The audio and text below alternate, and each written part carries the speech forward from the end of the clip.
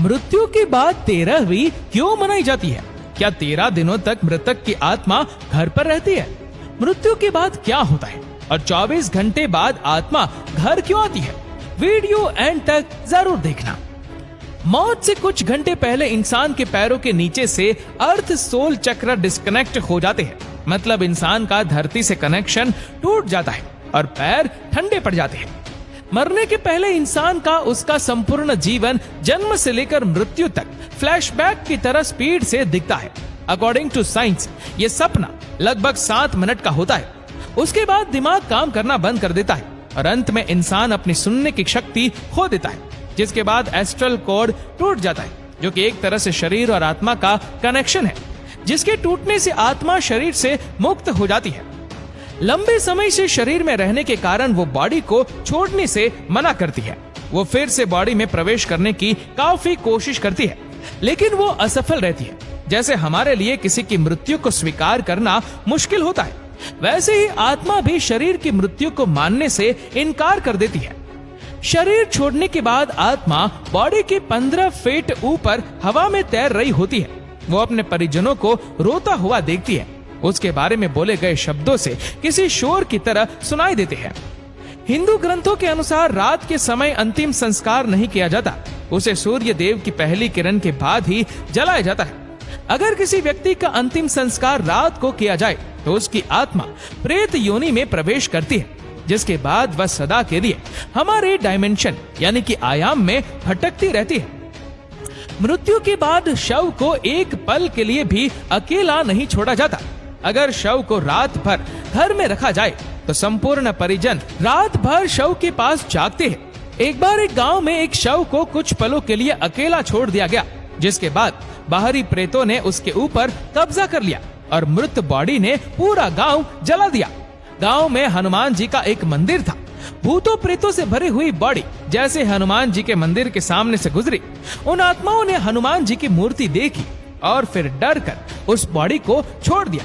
तब से लेकर आज तक कोई भी डेड बॉडी को अकेले छोड़ने की गलती नहीं करता। अंतिम समय में 2 यमदूत आते हैं। वो मरने वाले के साथ जैसा उसने संपूर्ण जीवन लोगों से व्यवहार किया था, ठीक वैसा ही व्यवहार उसके साथ करते हैं। अगर मरने वाला अच्छा आदमी है तो वो इजीली प्राण त्याग देता है, परंतु वो पापी है तो यमदूतों के टॉर्चर से वो तड़प तड़प कर मरता है। जिसके बाद आत्मा को एक प्रकाश में गुफा से होते हुए यमदूत यमलोक लेके जाते हैं। रास्ते में वैतरणी नदी पार करते हुए आत्मा को जाना होता है। यह नदी आग से लथपथ होती है। जिसने अच्छे कर्म किए हैं वह आसानी से इस नदी को पार कर लेता है, लेकिन अगर कोई पापी व्यक्ति है तो उसे काफी पीड़ा भोगनी पड़ती है। जिसके बाद उस आत्मा को यमराज के सामने खड़ा कर दिया जाता है। फिर चित्रगुप्त जी उस व्यक्ति के पाप और पुण्य का लेखा जोखा यमराज के सामने रखते हैं।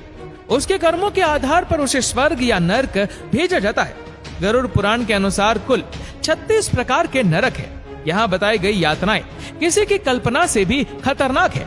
अगर कोई व्यक्ति सुसाइड यानी आत्महत्या करके प्राण त्यागता है तो उसे और भी कठिनाई सहनी पड़ती है, क्योंकि उसने निर्धारित समय से पहले ही हार मान ली। ये शरीर हमारा नहीं है, ये किराए का मकान है जिसे कुछ समय के लिए यूज करने के लिए मिला है।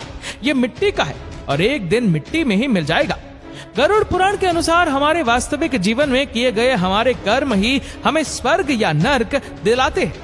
उसके बाद अगर कोई साधु या तपस्वी है तो उसे मोक्ष की प्राप्ति हो जाती है। सबसे बड़ा सवाल ये सब बातें हमें कैसे पता? गरुड़ देव जिनका बल अतुलनीय है, वे एक 700 इंद्र को पराजित कर सकते हैं। गरुड़ देव स्वर्ग से अमृत कलश लेकर उड़ गए थे, लेकिन उन्होंने अमृत पान नहीं किया। उन्हें बिना अमृत के ही अमरता प्राप्त हुई। ये वरदान उन्हें स्वयं श्री हरि नारायण ने प्रसन्न होकर दिया था। गरुड़ देव तो अमर है, उन्हें नहीं पता कि मृत्यु के बाद क्या होता है, इसलिए जिज्ञासावश उन्होंने श्री हरि नारायण से ये प्रश्न पूछा और इसी ज्ञान को हम गरुड़ पुराण के नाम से जानते हैं। भगवत गीता में श्री कृष्ण ने कहा था, आत्मा न तो पैदा होती है और न ही वह मरती है, वो तो सिर्फ वस्त्र की तरह एक शरीर से दूसरे शरीर में प्रवेश करती है। मृत्यु तो केवल शरीर की होती है, आत्मा की नहीं। ये जीवन मृत्यु का चक्र यूं ही चलता रहता है। इसीलिए don't die before you are dead, मरने से पहले कभी मत मरो। अंतिम समय में राम नाम सत्य है, इसीलिए कहा जाता है क्योंकि वही संपूर्ण जीवन का सार है। श्री राम ही सर्वश्रेष्ठ है, वही सत्य है। तो दोस्तों, इस वीडियो को लेकर आपकी क्या राय है, नीचे कमेंट करके जरूर बताएगा। और अगर आपको वीडियो अच्छा लगा हो तो इस वीडियो को लाइक करेगा, शेयर करेगा ज्यादा से ज्यादा लोगों तक। और ऐसे ही और भी इंटरेस्टिंग फैक्ट्स की वीडियोस को देखने के लिए सब्सक्राइब करें हमारे यूट्यूब चैनल को, जिसकी लिंक हमने नीचे कमेंट सेक्शन में दे रखी है। और फॉलो करें हमारे फेसबुक पेज को। धन्यवाद।